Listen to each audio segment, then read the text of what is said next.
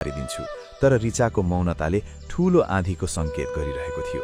संस्कार र आधुनिक स्वभावको यो टकरावले घरको शान्ति पूर्ण रूपमा खोसेको थियो। रिचाको सहर जाने अडान र सासूको परम्परावादी जिद्दीले एउटा यस्तो मोड ल्यायो जहाँबाट सम्बन्ध सङ्लिने कुनै छाटकाट देखिँदैन थियो। रिचाका लागि त्यो घर अब केवल एउटा पराई भूगोल मात्र बनेको थियो। समयको गतिसँगै रिचाले महसुस गरिन् कि केवल गुनासो गरेर समस्याको समाधान हुँदैन।